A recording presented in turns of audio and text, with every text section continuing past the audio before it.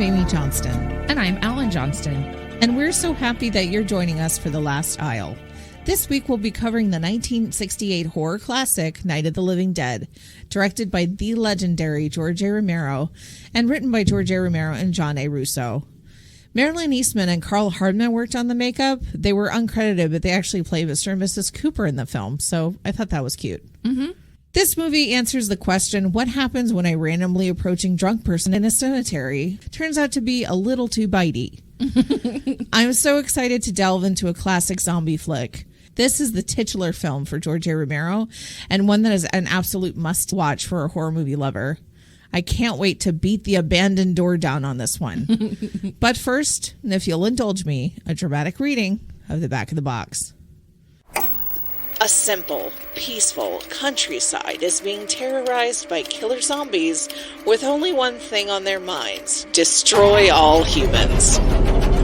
A small stronghold of survivors must hold the zombies at bay outside an old abandoned house for any future hope of humanity. Filled with spine-tingling, edge-of-your-seat suspense, Night of the Living Dead is a masterpiece of thrills and horror that will leave you afraid to turn out the lights. So, Allyn, what do you remember about watching Night of the Living Dead? I don't remember the first time I watched it. I'm pretty sure I was an adult, like a young adult, when I watched it, because when I was younger, A, I wasn't into horror, and B, I definitely wasn't into old movies, because you're like, oh, it's black and white. I don't watch a black and white movie. Yeah. So I'm pretty sure I was in like my 20s, maybe.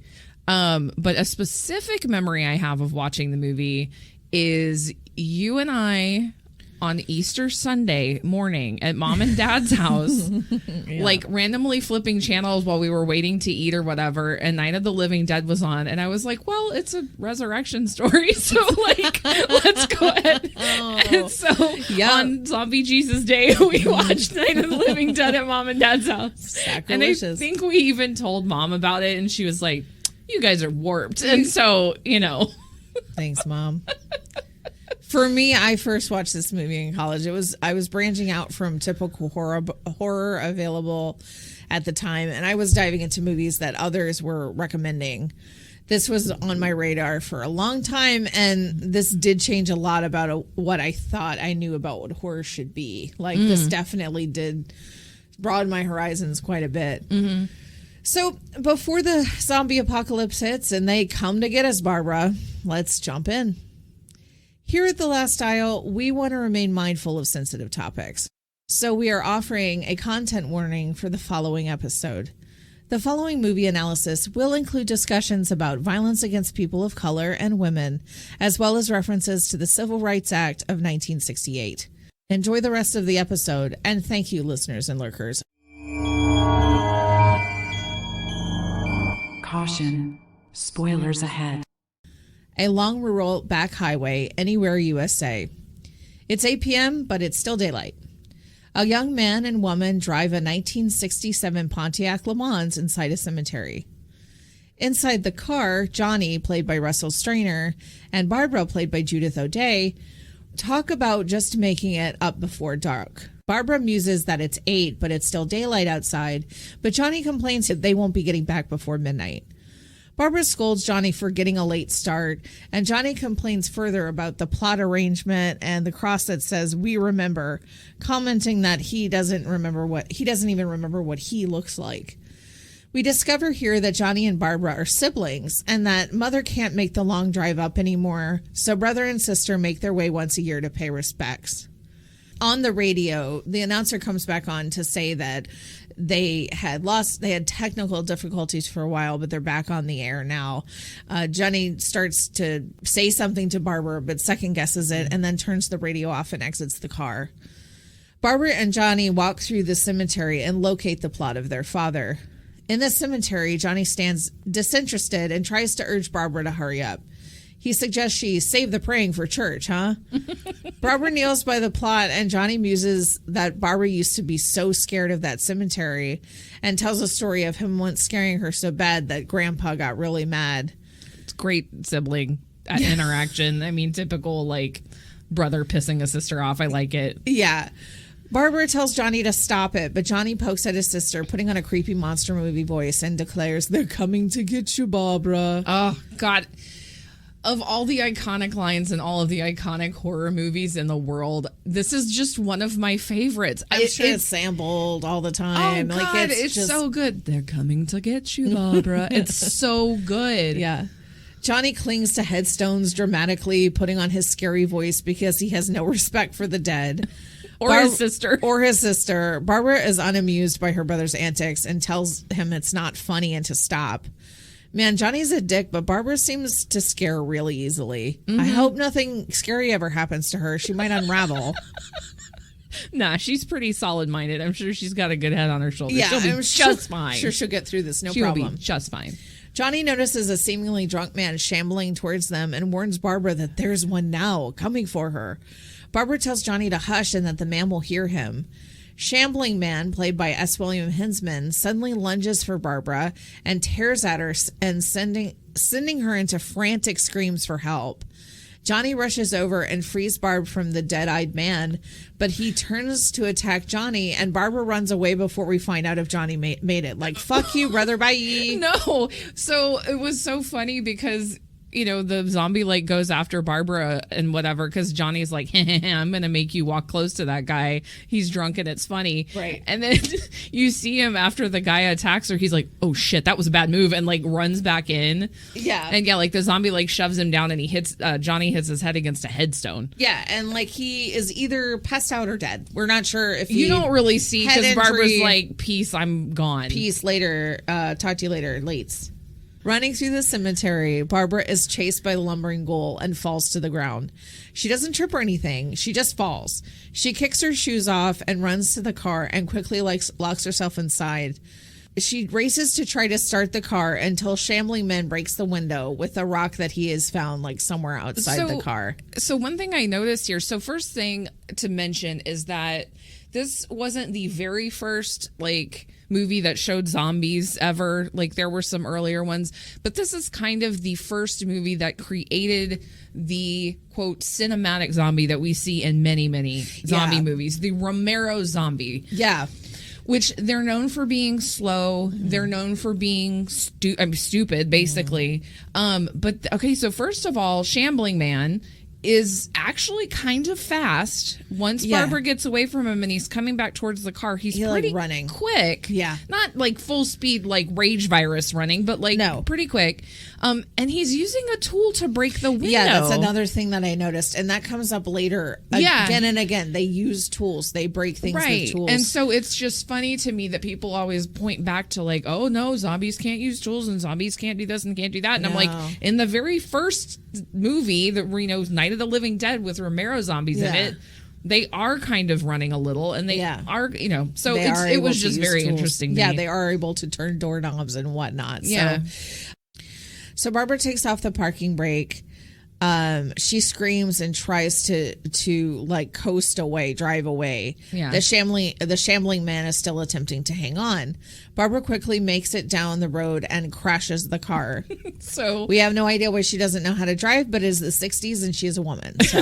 So that car belonged to Russell Steiner's mom. Russell Steiner is the actor that played Johnny. I had to look up the car because I think it's a really cool car. Okay, so the car actually belonged, like I said, to his mom. But what happened was while I guess they were waiting to shoot scenes that used the car, someone apparently like tried to break into it or vandalize the car and made that big dent in the side. Oh. So when she hits the tree and you see the dent, that was already there. They had to rewrite the script around that dent being there and be like, I don't know, I guess Judith O'Dea, Barbara, like go hit a tree because we have to explain why that dent is suddenly in the car.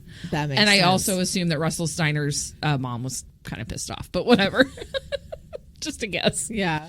Barbara runs down the road panicked. She's at full sprint, and the shambling man runs after her, asking her if she has time to talk about the extended warranty on her vehicle. Those fuckers are everywhere. I know. Barbara spots a house through a clearing of trees, and runs down the road to try to get some help or to find cover. Barbara runs, and Barbara falls, and the shambling ghoul still chases her. And I think this is a good time for you to make reference of a sketch from Kids in the Hall. Oh my God. So when you said the part earlier about her throwing the shoes, and when I first saw it, all I could think about is the sketch from Kids in the Hall where they make the biggest fun of this movie. And you see Dave Foley as Barbara, or like as the, lead female, whatever, and running away from these zombies that are just shambling behind him. And he keeps taking his shoes off and throwing them. It's Kevin McDonald and who's Scott Thompson, and one's like a crossing guard and the other one's a milkman or something. And they have this little song. And they just keep, and Dave Foley's just running, flailing his shoes over and over. Like in every cut of the scene, he has another pair of shoes on and he throws at them every time. It's so hilarious. It's the best. It made this movie more enjoyable just to know that sketch existed. It was so great. So Barbara hides and looks terrified as the totally chill and not fast at all lumbering zombie kind of slow chill stumbles in her general direction. He's just kind of making my way. Just saying, she probably could have fast walked at best and still be fine. Well, except here's the thing. She would have had a bigger distance between them, except she's the queen of throwing herself around. Every time she goes to peek around a corner, she doesn't just slow peek. She throws her head out from around the corner and throws her head behind a gas pump and it's very 1960s dramatic, and I kind of love the shit out of it. Yeah. She sees, she heads up to the house and she finally makes her way in. She tries to knock on, she leans against a gas pump, and then she falls again and jumps up and runs around the corner, makes her way into I think in through the kitchen of this house. So she enters through the kitchen, walks through the dining and living room. The house looks lived in, but no one appears to be there. Entering the next room, the music goes bah, bah, bah. As Barbara displays shock and fear, we get an unnecessary focus zoom on dead animal heads mounted on the wall. It actually makes me laugh every time I see it because I'm like, why? Well, I mean, I don't know. She's terrified of the carnage. I thought this was Night of the Living Dead, not Psycho. What's with all the taxidermied animals? I don't know. Barbara checks the window and sees the poor lonely shambles zombie still wandering outside. Barbara checks the phone and realizes there's no service. She checks the window again, and it is now dark outside, and Shamble Man is no longer lonely. He found Shamble zombie buddies. Aw, yay. He made a friend. Barbara doesn't appreciate the nuances of zombie friendship, however, and she recoils in horror and flees from the window. Barbara slowly climbs up the stairs and discovers a really gross dead human with not much face left. No. She screams and runs and falls against the stairs, and she busts out the front door and is blinded by some asshole's high beams. Oh, a guy. A man approaches the door, but isn't a zombie. Ben, played by Dwayne Jones, swiftly pulls Barbara back inside and begins to make work of checking around the house. Ben tells Barbara not to worry about the guy outside, that he can handle them. He then mentions that the truck he was driving is out of gas, and he noticed there was a pump outside and then asks Barbara if there's a key. Barbara doesn't respond, but does manage to hug herself and not say words. As soon as Ben shows up, she goes full 1960s useless female. She's completely nonverbal. She's just she was doing okay for herself. Yep. We watched her run from the cemetery, make it to the house, make her way in. She grabbed a knife from a drawer. Yep. She was checking around, and then a guy shows up and she's like, thank God I do not have to use my brain anymore. I hate it. Yeah. I hate it. So Ben huffs and runs over to check the phone, stating he's sure she probably already tried that. He continues to sweep the house and finally asks Barbara if she lives there. She says nothing, but looks towards the stairwell. Ben follows her gaze and follows the steps until he finally sees the dead person lying there. He then suggests survival prepping. They have to get out of there, and maybe they should find some food. Barbara appears to be unraveling. The dead drippy goo might have done it for me too, because she gets tripped on by blood goo from the upstairs. Yeah. Ben gathers supplies, and Barbara wanders and asks him what's happening. Ben suggests I'll be a minute, but Barbara demands to know what's happening. He's like, bitch, I don't fucking know. I don't know what's happening. I just met you. I just got here. Yeah, outside, some asshole thug zombie breaks the headlight on Ben's truck. What the fuck, bro? There's always one. People are kicking it on the lawn, enjoying a shamble, and some fuckwad gets a hold my beer woo about it and breaks some property. Well, and like I said earlier, first of all, they're using tools, but second of all, like, why break a headlight?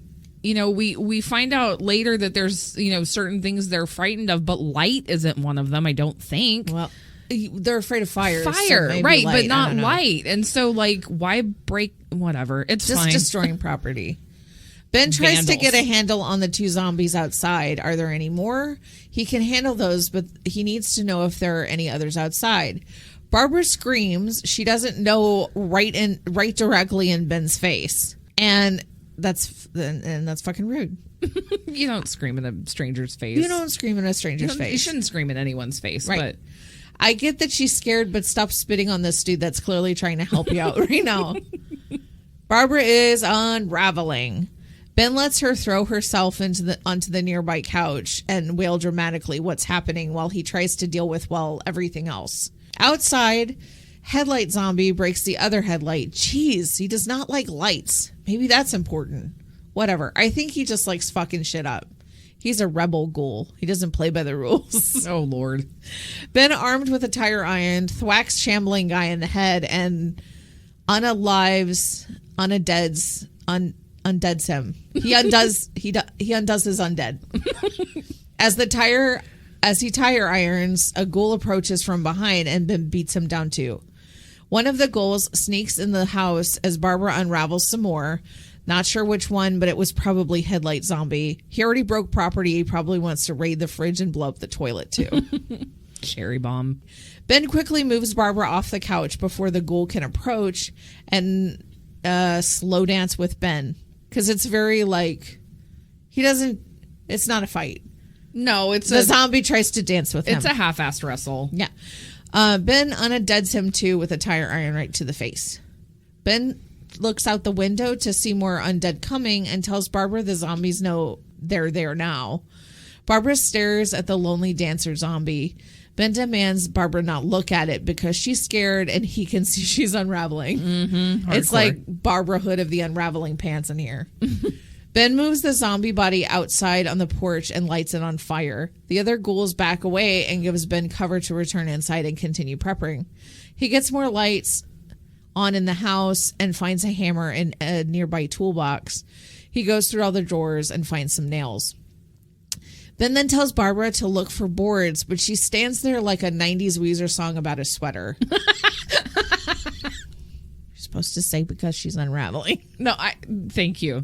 Thank you for explaining your joke. I do appreciate that. Ben starts to shout, "Look, goddammit," but he recalibrates and speaks to Barbara urgently but gently. He knows Barbara's scared. He's scared too, but they have to work together to board up the house. He gives her the menial task of gathering wood, and she walks away to a bay, completely catatonic. Oh shit, we realize Barbara's not the hero of this picture. Ben totally is. Absolutely. Ben makes her way to the scary animal headroom to wander over to a music box and play it. So not at all doing the collecting of the Don't think there's lumber in there. Just call me crazy.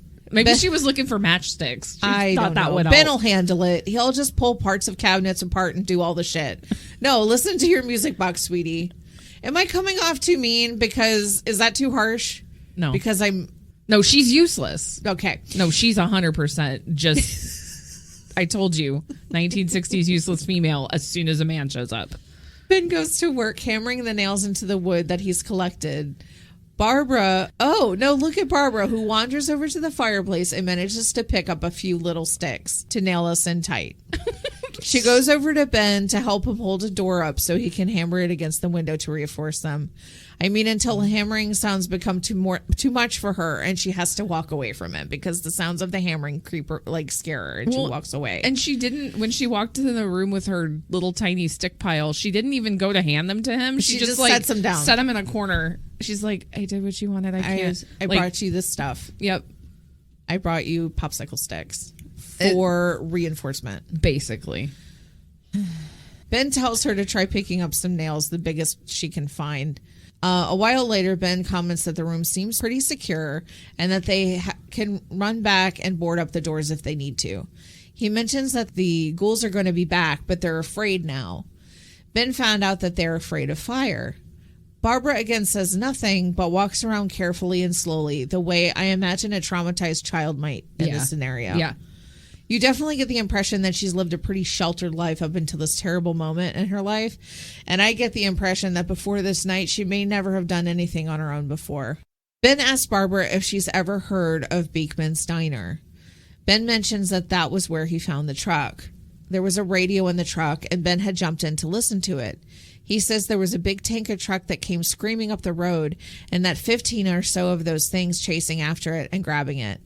Ben didn't see them at first, but the truck was moving in a weird way and crashed right through the guardrail, cut off the main road, and crashed into a gas station over by the diner. He says it went right through the billboard, right over a gas pump, and never stopped moving. He could still hear the man screaming, but the ghouls just backed away from it. Ben continues that he tried to see if anyone at the diner could help him, but that when he got there, he noticed the entire place was overrun. No one left to scream. He said he just saw 50 or 60 of them standing there staring at him. He drove right through them, but the zombies wouldn't get out of the way, and they just flew through the air, scattered like bugs. He said he wanted to crush them. This moment has such a beautiful quality of classic cinema that I absolutely love. Dwayne Jones delivers a beautifully nuanced and effective performance here. It feels so much like a stage play. It almost makes me feel like Night of the Living Dead, the Broadway musical, could absolutely be a thing. Well, he was a theater actor, and so you really, to me, see his like theatrical qualities kind of play out in this monologue of his. For sure. Next, Barbara finally speaks and tells Ben what happened to her, but she sucks as a storyteller. We drove over to the cemetery, Johnny and me. Johnny, oh, fuck your story, Ben. I heard none of it. I'm too broken and upset. Ben is like, oh, this woman sucks. The look on his face throughout her telling her quote story is like, okay, that's great, bitch. I'm going to go ahead and keep nailing these boards, but you go ahead and keep rambling. Nothing that you have to say is important in any way, shape, or form. Johnny asked if we had any candy, and I told him no. I told him we didn't, and Johnny, and he's like, this bitch, I swear. Ben continues to gather wood because, oh my God, shut up, woman. He actually says maybe she could just keep calm. Barbara gets... AKA, shut up. Yeah. Barbara gets clothes tugging hysterical. And he grabbed me and he ripped at me and ripped at my clothes. And I screamed, Johnny. And Ben's all like, could you just calm it down? Like super like, whoa. He continues to gather firewood and not make eye contact because I do not blame you, dude. I would not be able to look at her either. She finishes reliving her trauma. She remembers Johnny got hurt, but they should really go back and get him. She demands that Ben go help her find Johnny. Barbara screams that they must go get Johnny. Then she pleads, then she yanks at Ben. Ben suggests Johnny is probably dead. That's not gonna go over show. So Barbara screams, Johnny's not dead. Ben grabs her to try to calm her down. She hits him, he hits her, she faints. Oh, thank God. So this scene, first of all, this part of Ben was originally written to be like just a truck driver guy. When Dwayne Jones read for the part, they really liked his delivery. They really liked him. They had not written the role for a black man. And you have to remember in 1968, we were at the height of the civil rights movement. So Ben's basically one of the first black male leads in a movie. Romero didn't care. He's like, no, Dwayne Jones, perfect for this part, whatever. So when Dwayne Jones read the script and saw the scene where he had to hit Barbara, he kind of told George Romero, like, I don't know that this is going to play to audiences in a good way. A black man hitting a white woman? Yeah, no. Like, it's not. And Romero's like, nah, man, like, it's going to be fine. Don't worry about it.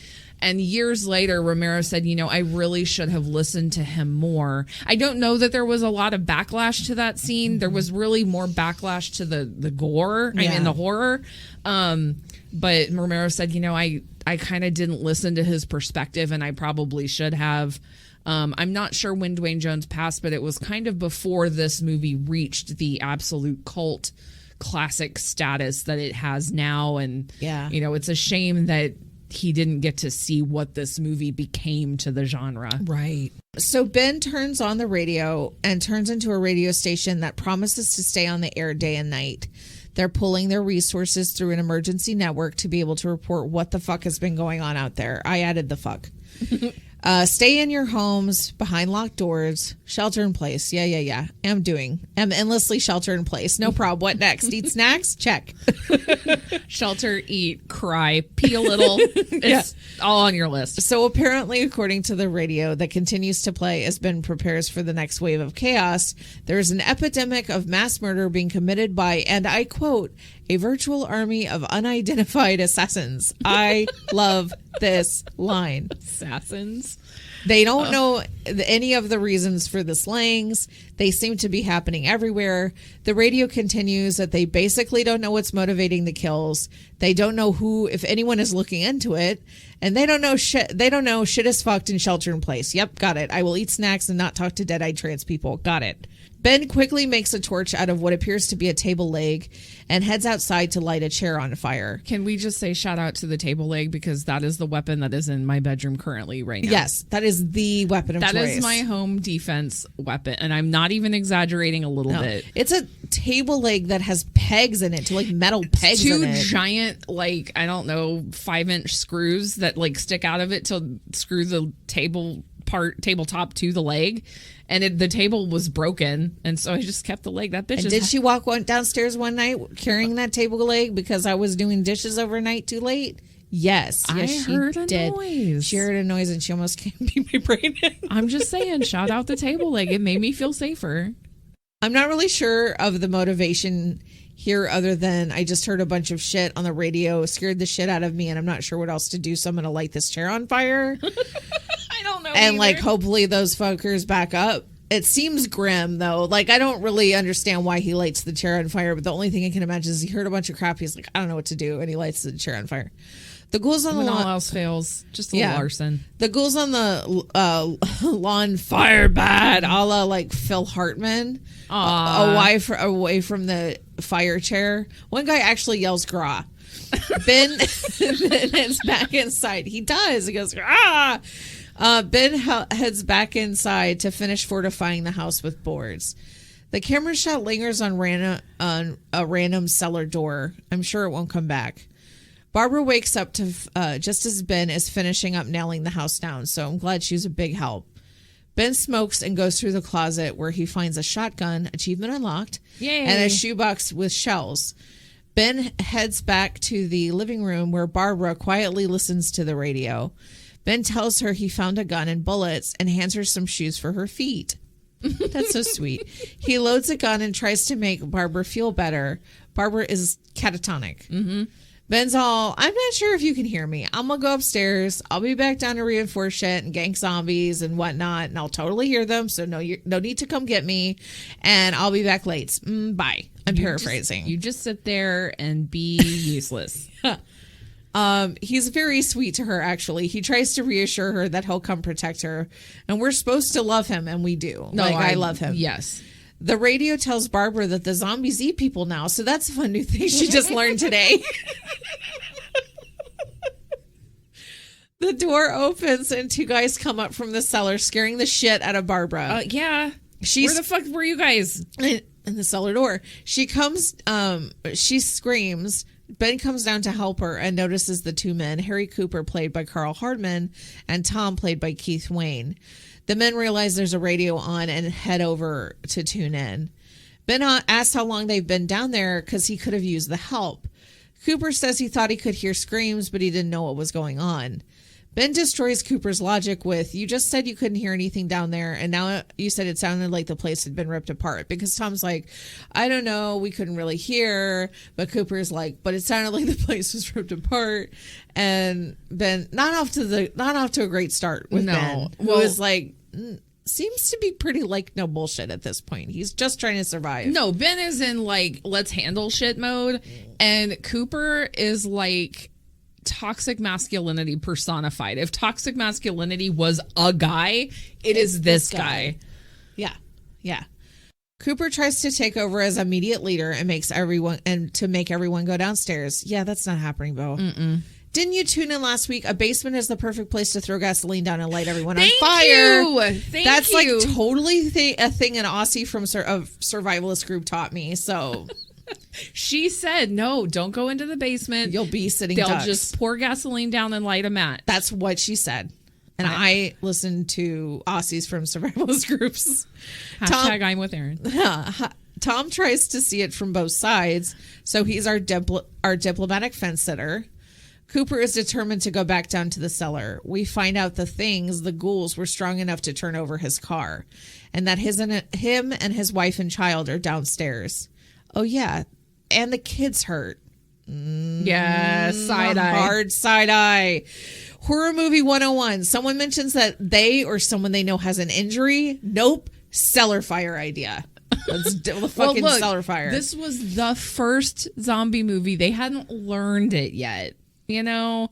They hadn't learned that, like, oh, she's injured and we're in the middle of a zombie apocalypse. Shoot her in the head. They didn't learn that yet. So they're still feeling their way around. Right. Having read and watched The Walking Dead since first seeing this movie, I have a renewed appreciation for Ben. Harry and Ben continue to debate cellar versus upstairs. And I'm torn which one I would feel more comforted by. I mean, I think I'm kind of with Ben. I kind of need to see what's happening. I don't want to be, it may be a little bit, quote, safer because you have a line of defense between you, but you can't see what's coming. No, I'm kind of with Ben. And because that's what it's really all about in the end, the illusion of safety. They both know they won't be safe forever either place. It's really a futile argument. Ben and Harry, or Cooper, I'll be referring to him as both interchangeably, argue that there will soon be 50 or 60 of them outside, hundreds even, and they'll overrun the house. So he knows that the cellar, having only one entrance in, he can board it up securely and will keep them all safe. Eventually, they both draw the line in the sand for Tom to pick whether he's going with Cooper downstairs or staying with his new leader, Ben. This exchange gives us some insight into the sort of alpha male dilemma all throughout cinema in the 1960s. Mm-hmm. Who will be our battle leader? Mm-hmm. It was super prominent in filmmaking through America with a lot of civil unrest at the time. We'll get a bit into the civil rights nightmare that was going on right about now, but this led to the Civil Rights Act signed in 1968. A movie with a person of color, as you said before, as the hero was bold and progressive at the time. Mm-hmm. Now, I don't claim to be a historian, but for an in-depth and brilliant analysis on the role of people of color within the horror genre, there was an awesome documentary on Shudder called Horror Noir. Oh, it's so good. And I just wanted to take a pause here to bring this in because I would be remiss if I didn't mention the brilliance of Romero literally creating a time capsule horror here. It's so good. Yeah. To give you an idea of exactly when this movie was made and was filmed. Yeah. When Russo and Romero finished it up and got the print of the movie, they threw it in the trunk in Pittsburgh, because they made the movie in Pennsylvania. They were like, we're driving all night to New York. We're going to go shop it around. We'll see if anybody else show the movie. Yeah. On that trip, the news broke that Martin Luther King had been assassinated. So that is, that shows you exactly where we were in time right then. Yeah. Yeah. Very important movie. Dom takes a glance out of one of the boarded up windows and mentions that there are about 8 or 10 of them out there now. Ben concedes that that's more than there were before. And as he goes to point out that there's more in the back too, Hans comes shooting through a gap between the boards on one of the windows and grabs him. Mm-hmm. Tom runs to help and grabs one of the useless sticks that Barbara collected from earlier. Thanks, Barbara. That was a big help. So, see, she's not totally useless. Tom needed those there so he could repeatedly whack at the wax rendering one of the zombies outside made. Dick move, man. It looked just like zombie hands that he broke apart.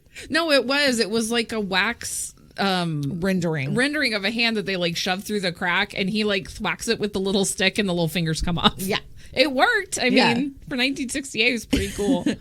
Ben peers back outside to see the Burning Man Dead Man Festival of the Damned. It's fully underway. There's a bunch of people, a bunch of zombies now. We got naked dead, big dead, little dead, dead that climb on rocks, or rather dead that nervously hug trees. Oh no, she's having a bad trip. Where is her MDMA buddy? There's this one woman who is just like grasping a tree and seems scared. One of the zombies. Mm-hmm. Yeah. I don't know, man. If I was suddenly dead and then suddenly not, I might be a little freaked out. But she's too. with friends. She's at the zombie music festival. There's no music. I know, it sucks. It's not. I didn't say it was a good music festival. It's a silent rave. It was silent for that. Yeah. Ben stares quietly. Ben quickly starts to look for ways to reinforce the window, but Cooper loses his shit and demands they go down to the cellar. He calls Ben crazy, that the zombies will soon be there, and we get what kind of guy we're dealing with here. This is a man that has to keep his head down. The world's unfair vibes are all over him. Yes. Ben tells Cooper to go downstairs in his damn cellar, but Ben is hanging on to everything upstairs, and that includes the radio and the food. He says he's fighting for what's in here, and Harry insists that Ben must be insane and demands that they have a right. Oh, do you, bro? Oh, God. Ben's had it and asked Tom, what's up? Like, get the fence post out of your mouth and pick a side. Tom haws and hems. Cooper pleads with Ben that he has a kid and she can't handle the noise.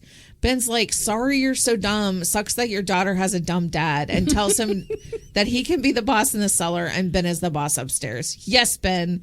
Oh, Captain, my Captain.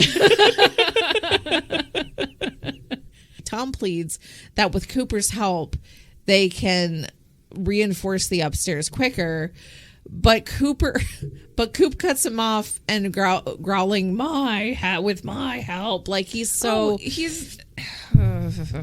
Ben tells Tom that Harry's made up his mind and just let the man go, just let him go. But Tom asks Cooper to wait. Instead of going with Cooper downstairs, which I totally expected him to do, Tom brings Judy up, played by Judith Ridley. It's like a little awe moment, like little Tommy took a stand. Yeah, and he said, bring the wifey or the girlfriend up. Like, yeah. Later, Tom talks through the door and tries to convince Mrs. Cooper to come upstairs. Ben tries to talk to Barbara, but she's switched to the off position currently. Yep, still. In the cellar, Cooper finishes nailing up the boards, closing them into the cellar. He mentions they are secured down there now, and Helen Cooper, played by Marilyn Eastman, inquires about Tom and Judy. Cooper says that they can stay up there.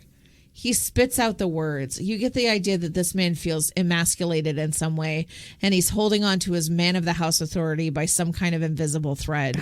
I don't know if this was just like par for the course in the 60s. I think so. I mean, I think we saw it a lot in movies. I call it like Willy Loman syndrome. It's like it's like death of a salesman. Like the world is against him. The world, right? Yeah, I'm so persecuted all the time. I feel like. I don't know. I feel like we hear that nowadays. Something about like white men and men's rights is nothing. He mentions that there were two other people up there, a man and a woman, referring to Ben and Barbara. Helen looks over a girl about 9 or 10 lying unconscious on a table. She tells Harry that they could hear the screaming. Harry loudly and angrily lights a cigarette and says, let him stay up there. He says, we'll see who's right. Helen then asks if it's important for him to be right, but then changes the subject because marital tension? Because I have a feeling that she's seen him, all he needs in life is to be vindicated. Yeah. And Cooper all he does is likes to throw shit and point angrily, because every time he lights a cigarette with a match, he flings that fucking match on the floor and he points angrily, and I'm like, dude, you want Barbara to calm down? Little Cooper needs to calm his ass down. Incensed. Constantly. I mean, incensed. Fear. I get it. I'd be freaked out too, but like... It's not reading as fear as much as it's reading as incensed. Helen gets furious when she realizes that Harry boarded them up in a room when there's a radio upstairs. What did it say, she demands. Harry backpedals and says they know nothing yet. Helen demands that he take the boards off the door, that the radio is the only contact with what's going on out there. Helen mentions their marital problems. Yep. Called it. She insists that dying together is no way to go. I agree. I barely like you. I'm not dying with you. Or for you or near you or around you. Yeah. Tom calls through the boarded door to let the Coopers know that they found a TV upstairs. Helen decides to go upstairs, and Harry reluctantly opens the cellar door. Judy offers to take care of the little girl so Helen can go upstairs and they don't have to move Karen. Who is Karen the is the little girl. Yeah. Helen and Harry walk carefully into the living room, and Helen glances at Barbara, who is lying on the couch. Tom tells Helen that Barbara's brother was killed. Nice to meet you too. Hi, this is Barbara. Her brother's dead. Cool. Helen tries to reassure. Discuss. Yeah, Helen tries to reassure Barbara not to be scared and introduces herself. Barbara just can't. No, she's a rock. Helen lights a cigarette and Barbara looks incensed. As soon as she lights that match, like, Barbara is horrified. I know. I'm like, I mean, she like shoots a look at her. It was like daggers. I'm like, what the hell? You haven't been pissed off with anybody else smoking? Like, what's your fucking problem? Harry does his pipsqueak thing and runs around huffing about the million weak spots up there. Not any that he's willing to fix. They pay someone to do that. Fucking side eye. Harry rips a cigarette from Helen's pack, and when Helen's mentioned that Barbara's brother was killed, Harry complains that the windows aren't windowy enough. He's like, I can't see anything out of them anyway. Oh my God, dude. Helen snarls at Harry. Why doesn't he do something to help somebody? Ben and Tom bring in the TV, and Ben suggests that they bring the chairs together so they can all watch. Harry yells at Barbara to pay attention. What the fuck? Leave her alone. He throws his hands up, insisting that he doesn't want to be responsible for anyone's life. Got it, bro. You're human garbage. Whatever. Like, shut the fuck up, dude. Helen tries to ask if she can do anything, but Ben cuts her off, telling Cooper he doesn't want to hear from him anymore. She's like, is there anything I can do to help? And Ben's like, fuck you, Cooper. Shut the fuck up. Oh my God. And I'm kind of Helen in the situation. I'm like, I'm so uncomfortable. And I'm not with him. Especially when you know that your partner is being the dick in the situation, and you're like, it's like you want to look at the other person and be like, I don't claim them. Like, this is I'm so sorry. Right. Ben continues that if he stays upstairs, he's going to take orders from Ben, and that includes leaving the girl alone. Tom announces that the TV is on, and they adjust the rabbit ears until they get a signal. Harry immediately yells at the TV. Ben tells Harry to shut up, dude. Yeah. We're trying to listen. I would have accidentally shot Cooper already so many times. Well, I'm just saying, Ben had no problem slapping Barbara in the face. Where's that action with Cooper? How about a nice cold slap? Yeah. The TV confirms this is not all a result of mass hysteria. Persons that have recently died are returning to life. Unburied dead. Newly dead people eating people. That's the basic gist. The newscaster, played by Charles Craig, continues that initially they were advised to shelter in place, but that there's a new course of action. He mentions that there are rescue stations from the National Guard all around the country, and that the broadcasting in local areas will provide a list of places in the area. This guy was actually a newscaster on a local Pittsburgh station that they got to do. Oh my God. Yeah. Really? Yeah. I think they said, and I'd have to look it up again to confirm, but I think I read that he was like, he kind of like hosted like little horror movie show, like you know how like back in the day they had it was almost like public access is now, like but feature, Saturday night or whatever it was.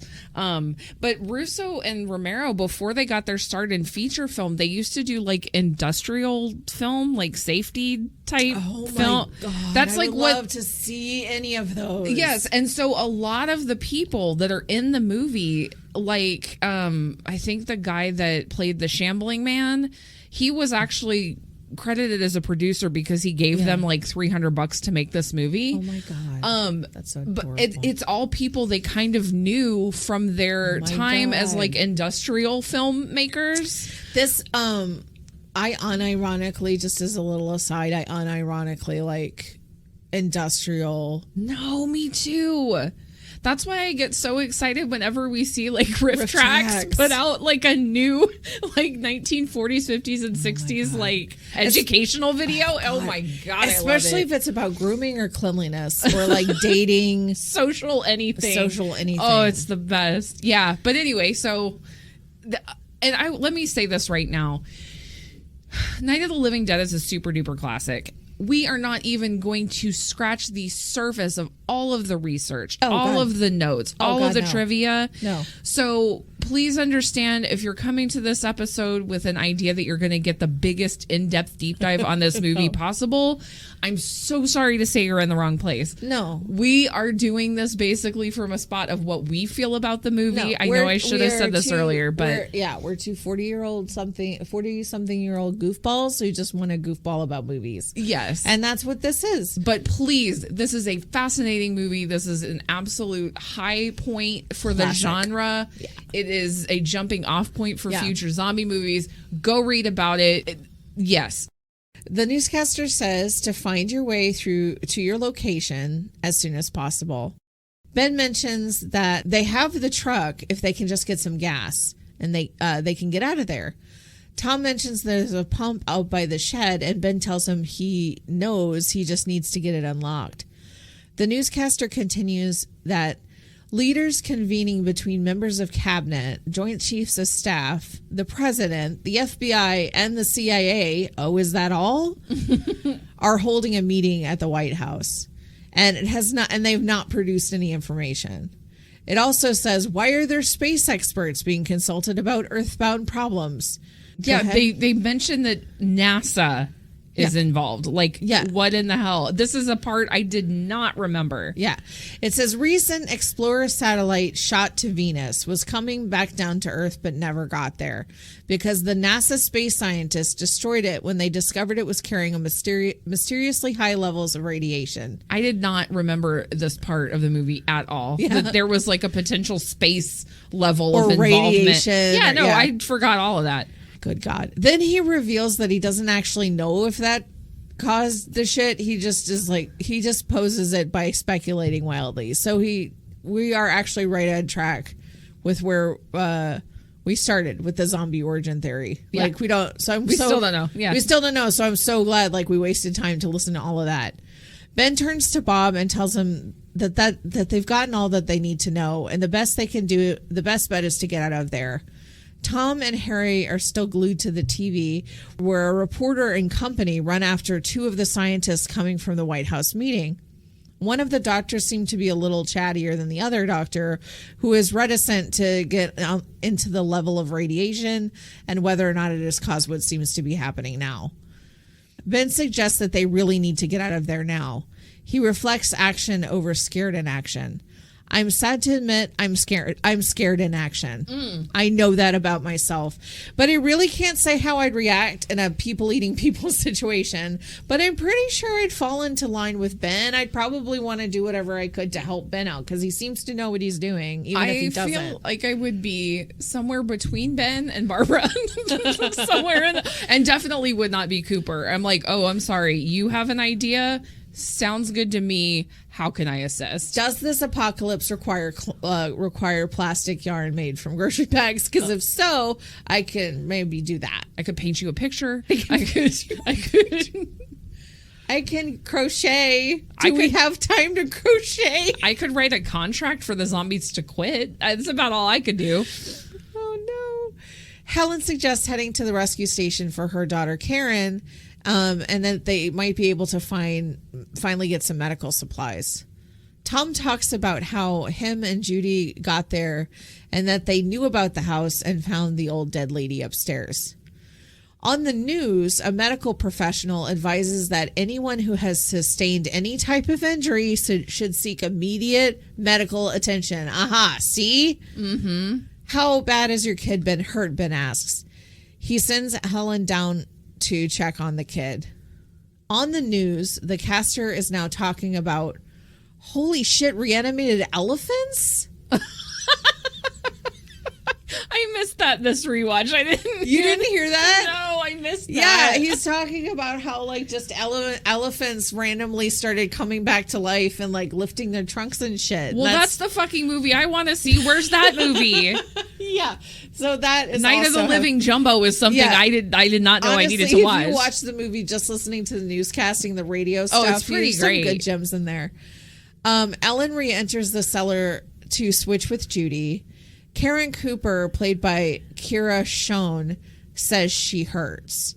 Meanwhile, the newscast says burn the bodies. Bodies must be burned immediately so dead people won't come back. Ben instructs Judy to go find some bed sheets to tear into strips. He tells Tom they'll need jars or bottles to make Molotov cocktails. A few moments later, Tom returns with some glass jars and a key to the gas pump. Woo! The gas key has been added to Tom's inventory.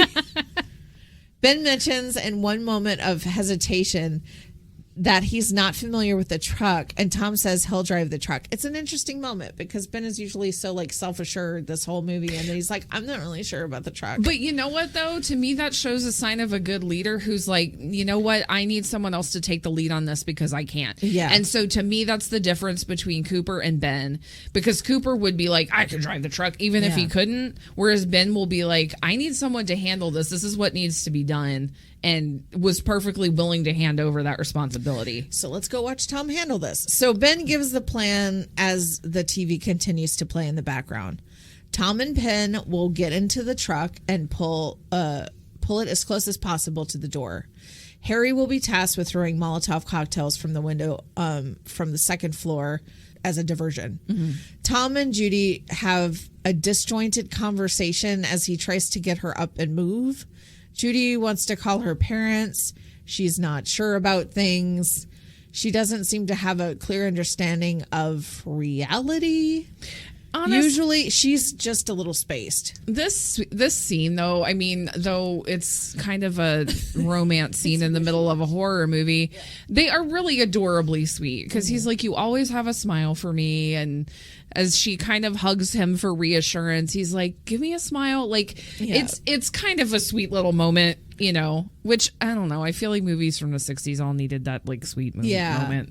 So I shouldn't say that Tom reminds Judy how dumb she was the last time that they had to flee and they had to like go back to get her because of the big flood. I didn't say she was smart. I said they're sweet. Judy hugs him and says she just doesn't want him to go out there. That's all. They kiss. The flute solo is lovely. The next scene, Ben tries to get Barbara moving. Ben tells Barbara that they can leave. Barbara's all, oh, I'd like to leave. She's a talking fucking rock at this point. It's like, ma'am, I'm so sorry. Your furniture. Could you just please just don't. Stand up, pick her up, take her out. Ben and Tom quickly begin to remove boards from the door that they're exiting. Tom stops to stare at Judy for too long. Ben has his torch table leg again and tells Harry to get ready to open the window and to launch Molotov cocktails. Ben gives the signal. Cooper flings the Molotov cocktails down below to achieve a big lawn fire, and the ghouls are not happy with the pyrotechnics. I don't know. I fucking quit. This is the most useful Cooper's been through the whole movie, by the way. I'm like, he's actually listening to Ben and doing something useful. You go. Like, way to be. Yeah. The dead say gra. Tom and Ben make a run for it. Judy panic runs outside. Ben ushers her in the car and holds off the zombies with his trusty table leg torch. Harry struggles to see the chaos outside, and the shot switches to the trio backing away in the truck, with one of the ghouls holding on and being dragged behind. He's like, oh, don't leave me. They make it over to the gas pump. Ben sets down the torch in the grass to keep the flame pointed towards the zombies gaining on them. Dude, but you're near a gas pump, so please do not put open flames on the ground near a gas pump. I'm sure it'll be fine, though. I'm sure it'll be fine. Nothing bad is going to happen at all. Nope. Tom can't get the keys to the work, so Ben does that, which means Tom sprays the goddamn gas all over the place before Ben can say, watch out for the torch. And then it goes up. The gas is alight from the grass where the torch was all the way to the tire where Ben sprayed it. Oh, my God, And Tom. now the car's on fire. Oh, my God, Tom. You had one job. Ben casually goes over to put out the small flame, which Tom might have helped with, and it would have been fine. But he panics, jumps in the car, yells, "We got to get away from the pump," and decides to drive more oxygen right up into the truck fire that is now creeping all the way up to the bed of the truck and the back of the windshield. Dude. Baller move. Just a baller move. It was fine. It wasn't that bad. It was like a line of gasoline, and he was like starting to stomp it out. No, I know. I and saw had him. both of them work to just like stomp it out. It would have been okay. See, I blame all this on Judy, because if she had not gotten into the truck, I know. Tom wouldn't have been so desperate to protect her little dum-dum butt. And then Tom jumps out of the car once they get close to the house again and tells Judy that they got to get out of there. Well, yeah, dude, now that you incinerated your only ride, we do. Judy gets trapped in the car and whispers that her jacket's hot and blows up to death. R.I.P. cute couple. Yeah. Sorry. Ben sees the explosion and his face is fear, sorrow, and defeat. Cooper watches from the window and appears to draw some conclusions that he's probably going to loudly declare later.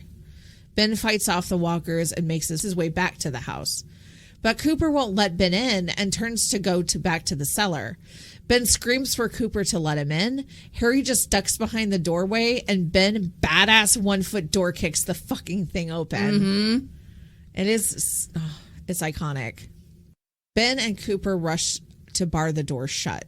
Then when that's settled, Ben beats the ever-loving crap out of Cooper because he was going to let him die out there, and fuck this guy. And he doesn't just punch him in the face once, like he kind of wails on him. Yeah. And for some reason, when I saw this scene, I just remembered the quote from Scrubs where Kelso tells Dr. Cox, he's like, "At a certain point, you're just beating up an old man." So I was like, okay, Ben, I get it. He's a dick. He almost let you die, but like, you're good now. Pump the brakes, bro. You might still need his help, and maybe a few punches will get him to come around to your way of thinking, but like, don't kill him. Outside, the walkers eat Judy barbecue. I wrote Rudy Tooty roasted Judy. Oh, that's better. No, it's terrible, but I couldn't help it. No, I like it. It's better. So, since you have a fascination with stage food, yes, did you look up what they were eating? I don't know. I was doing the script, so I didn't look up anything like that. They were eating ham covered in chocolate sauce. Oh, to get the kind of meat look and the blood look. And Romero said that, you know, at a certain point they didn't have to quite put as much makeup on the zombies as they thought they would have to, because they were all green from eating this nasty shit. Oh, poor baby angels.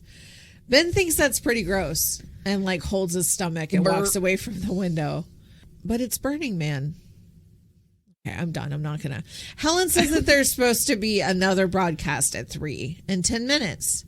Barbara says, "Oh, only 10 minutes? Well, we can leave then. We'd better get going. It's 10 minutes to 3. She's. Thank you, Captain Stopwatch. Like, she's just, God, she's just. Yeah, she's useless. She is useless. Ben loads his gun and thinks about shooting Barbara. Or at least I am. They talk about where they can go to get a car. Helen says that they were just trying to get to a motel before dark. When Ben asks her if the car that she'd been driving, that the ghouls turned over, is still able to drive, or if she remembers how to get to it. Helen says she thinks it was pretty far away. Seems like they ran. Cooper chimes in that it's at least a mile and forget it. Ben asks what happened to the kid. Harry says that a zombie attacked her and bit her on the arm. Okay, Ben, I'm going to need that shotgun 2 seconds and I'll be right back. Don't worry about anything you hear from the cellar. It's just... I'm just target practicing. I'm going to go test the ammunition on a small child. Right into Karen's head. Ben suggests that zombies might carry disease. Yeah. That's, yep. Cooper looks out the window to see a zombie eating barbecue chicken, which I guess now it's chocolate covered ham. And Harry says, "Good Lord." On the news bulletin at 3, the reporter says that there is a mobilized search and destroy operation on the ghouls, that a posse of boys with shotguns and trucks and led by one Chief McClelland, played by George Casana, that gives hardcore Commissioner Bull Connor energy. He's fantastic, though. He's fantastic, but like, given what was going on at the time, and like, there's some fucking parallels with him and Bull Connor, and it's like, oh god, okay. No, I get, but I'm just saying, in this role, because I'm trying to focus on the role, right. He is. I don't know. I couldn't find enough out about him in time for the podcast, but he seems like he's improving. Like he's such. It sounds so natural. That's what I'm saying. It doesn't sound like acting. It sounds like they were like, I don't know. Here's the gist and go. And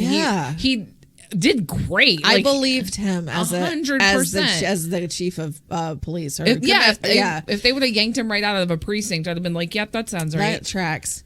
Right now, what we see is a bunch of white dudes carrying shotguns with police. McClellan says that they were able to handle small groups of the walkers or ghouls pretty easily and blast them all down. When the reporter asks what to do if someone runs into one of these things, McClellan, man, he says, shoot him in the head, beat him or burn him. They go up pretty easy. And when asked if they are slow moving, Chief says, yeah, they're dead. They're all messed up. That's what I'm saying. It seems like they were like, I don't know, man, here's the gist. And he's like, they're all messed up. Like, he didn't know what else to say. It works so well in this movie, though. It's so great. Just after this interview, the lights go out. Ben asks if there's a fuse box in the cellar. Harry says he thinks so. And when Ben is out of earshot, Harry tells Helen that he's got to get that gun. Oh, of course he's got to get the gun. Slowly but surely, the ghouls armed with rocks and sticks on Judy's femur, I'm assuming, beat down the walls of the house and eventually break through one of the boards on one of the windows. Ben holds it back in place with a shotgun in hand and yells for Harry to help. Helen stands by the door and kind of Vanna White touches the wood board. She's helping. She's just like, Let's see, about a pinky finger's amount of pressure on this board against a horde of zombies. We're safe. Right. Ben finally drops the gun and holds the board in place. Harry quickly grabs the gun and yells for Helen to get downstairs. Ben and Harry wrestle for the gun, and Ben gets the gun back and shoots Harry. And no one blames him at all because fuck you, Harry. Mm-hmm. Ben leaves Helen to fend for herself and runs out of the room. Harry stumbles down the cellar stairs holding his gut. He just makes it to his daughter and dies. So bye, Harry, and it looks like also bye Helen. But wait, could it be? Barbara finally jumps into action and gets Helen away from them. For some reason, Helen couldn't take the 5 steps forward by herself. The women in this fucking movie, I swear. Oh my God, I know. She's like, help, I'm trapped against the door. Nobody's grabbing me or anything, but I'm trapped here. And then suddenly the pet rock gets a pulse and jumps into action. Yeah. Helen goes down to check on Karen, who is eating her dad. Yay! The mom says, poor baby. Karen stabs mom with a spade. It lasts way too long. Well, and I'm so sorry, but the zombies have been using tools, but this is the first time we see them using weapons. Yeah. Like, the very first one we see is like, I'm going to grab you and claw at you. And little baby Karen's like, I think I'll trowel mom to death. Like, it's just kind of out of fucking nowhere. It's effective. There's also like this echoey screaming that is so out of place and weird, and I absolutely love it. But it is like reminiscent of 60s horror. It's exactly it. It was like this Bernard Herrmann echoey, like synthesized sound. Yeah. Barbara shouts no at the zombies and get out. Oh shit, my bad. Is this your house? Oh dip, I'll go. Like, I love when scared people shout at the attacking thing to get out or to stop. Right. Where they're like, leave me alone. Don't do that. Like, the thing's just gonna be like, oh my God, you are so right. You know, where are my manners? I never thought of that. Goodbye. Johnny is one of the zombies. Barbara sees her brother, screams, and lets zombie Johnny pull her up through the window to her death. Oh my gosh, this scene. That's it. If you shouldn't fight him. She's just like, I'll go with you. Well, I mean, I would be overwhelmed if I saw like dead sibling. Yeah, I mean, come on. But this scene is so reminiscent of the one from Shaun of the Dead where they pull what's his face out through the window, and I'm like, that scene in that movie had to have been inspired by this. I would think so, for sure. Ben narrowly escapes the brood of zombies, and when zombie Karen tries to go for his hand, Ben throws her to the floor. Little 10-year-old. You fling that girl. He escapes to the cellar. The zombies fill up the house. Ben bars the cellar door and tries to hold them out. Down in the cellar, Harry returns from the dead, and Ben now has to waste his ammunition and kill him twice. That's a bitch when you got to kill somebody you hate 2 times. I know. Take, Harry. Even in death. Just as Ben breathes a sigh after he shoots Harry again, Helen comes back. This time, Ben doesn't hesitate and headshot. He hunkers in as the ghouls tap shoot all around the house upstairs. It is like the loudest Foley artisting I think I've ever heard. It's like cloggers like walking through the house. In the next scene, morning comes. There's a helicopter overhead. We see a posse of dudes walk with their guns to meet the helicopter. McClelland reports that him and his guys have a pretty good handle on it. The chief of police says he wants to check out the house. Everything appears to be under control. German Shepherd-like cadaver dogs are being led to the house, and again, I'm getting Commissioner Bull Connor vibes. The men shoot outside, and Ben hears them. The men sweep the surrounding areas, shooting ghoulies. And at about this time, you start to see Ben very, carefully and cautiously, open the boards of the door, go into the house. As he's hearing gunshots from outside. Right. So he thinks as you would normally, that okay, the rescue is here, but he still is careful. He's still cautious. Sure. So he's kind of he's backed away from windows, and he's trying to kind of see what's going on. He's moving slowly to make sure that there's nobody in the house, especially the fucking dead coming to get him. The chief tells the guy to build a bonfire. Ben looks through the window to see if he's safe, and the chief instructs one of the officers to hit him right between the eyes. His voice is so matter of fact as he says, okay, he's dead. Let's go get him. That's another one for the fire. Credits begin to run over the eerie sound of the chief giving orders and still photos of Ben's dead body. The fucking end, sort of. We get these eerie shots of men moving Ben's body with meat hooks, the sounds of helicopters overhead, dogs barking in the background. Our hero gets no escape. The movie, woof, over. Oh, that's God. it. Bleak ending. So, my sister, what did you think of Night of the Living Dead? It's hard to say I enjoy this movie. I don't dislike it. I don't dislike it. It is so clear after watching other zombie entertainment, movies, TV, whatever.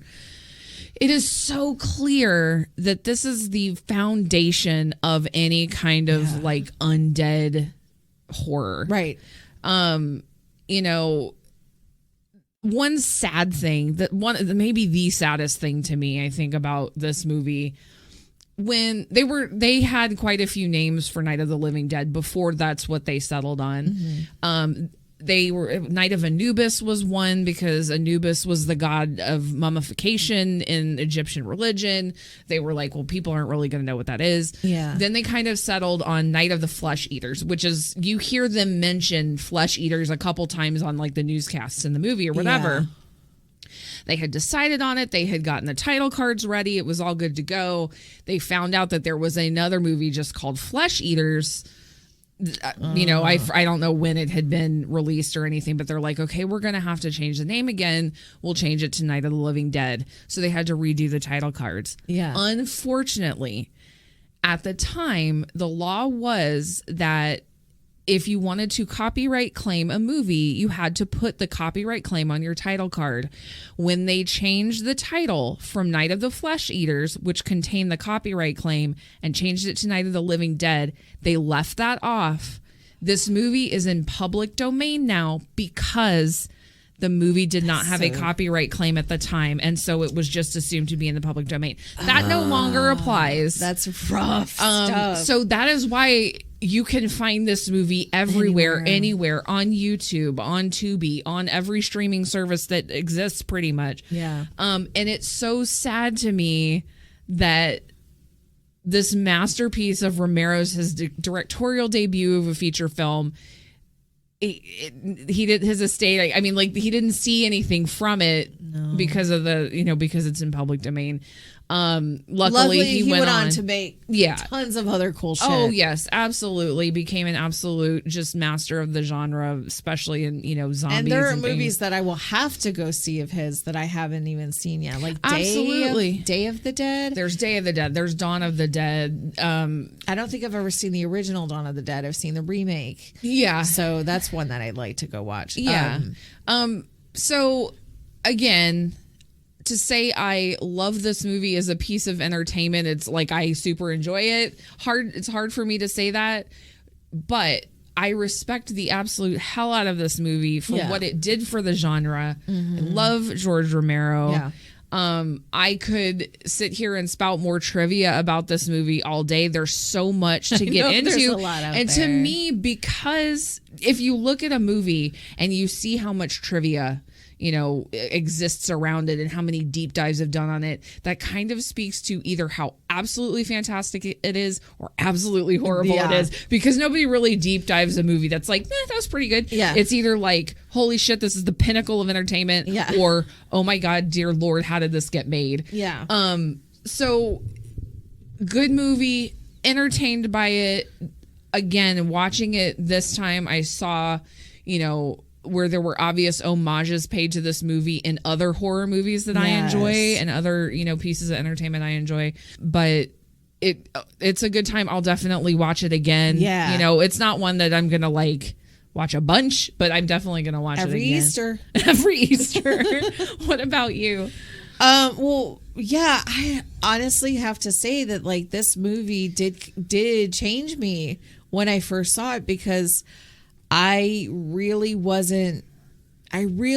hadn't looked into much black and white horror. I know that sounds like, okay, that's not a genre, but like, if Things it was before a black, certain time. right, things that were black and white, I was like, man, I don't know. But like, I remember around that time in college, I watched this. I watched Freaks for the first time. There are others that are black and white movies that are like really classic, up there, like this is the gold standard for this type of movie. And I fell in love with this one. I fell in love with it because there's some goofy moments. Barbara, you absolutely just want to like you want to just throw her out of the house many times. I'll or just shoot line her up many right times. behind Ben to slap her in the face. I mean, but then there's fantastic moments because Ben is just such a strong hero. It's gut wrenching because of the end, because Ben never gets his like rescue. He gets murdered before he ever gets a chance to just be like, all right, cool, I'm safe. And that is just, I mean, you're gutted at the end. Absolutely. But it was so effective. I remember the first time I sat there jaw dropped at the end of this movie the first time I saw it, because I was like, holy shocking shit. They killed the hero. Yeah. I did not see that fucking coming. So, that said, how many days do you think you'll rent this for? I mean, technically, I guess I don't have to rent it since it's in the public domain, but Oh my God. no, seriously, I think like I said, as a piece of entertainment, my score is a little lower, but this earns so many extra points for being what it is, for being the example of zombie cinema, that is, like you said, it's the gold standard. So I think for me, I would rent this one for about 8.5 days. We're getting a half decimals here now. No, I've done halves That's before. right, you have. That's I've done true. halves before. You have done halves. But yeah, it's. I mean, I can't give it a 7. I can't give it even an 8. I almost want to give it a 9. I'm not quite there, but like, it's just too classic. Yeah. plus, like I said, we watched it on Easter Sunday, and I'll always have that hilarious memory. For sure. So there's nostalgia around it a little bit. This is a 10 out of 10 for me. Nice. Absolutely. I mean, this is definitely one that I'm like, nope, it's an important movie. It's a big movie. It's a classic movie. George, it is a labor of love. You can tell that he poured his heart into it. I love that the makeup was done by two of the actors that worked on the movie. I have a little note about makeup that I completely forgot. Oh yeah, tell me things. Do you know who Romero wanted to do makeup on this movie? No. Tom Savini. Of course he did. Tom Savini, unfortunately, at the time was in Vietnam as a war photographer, and he, Savini went on to use a lot of that in his later makeups, and of course worked with Romero on many, many things afterwards. But yeah, I was just like, oh, Savini. Couldn't get Savini, so we had he got him later. Mr. and Mrs. Cooper did the makeup. Yes, and that's they pretty did. Fun. So I think because of all of those things, because of the story, because of the tales, because of the behind the scenes stuff, because it was a black and white movie that you completely forget that it's black and white halfway through the movie. It's a stage play in movie form. Yeah. It's a bottle episode. There's everything about this movie that I'm like, it ticks this box, it ticks this box for me. And I really don't have anything negative to say about it, because even any criticism about like, oh, well, I don't like how Barbara is written. Well, I mean, she's kind of the sign of the times too. Right.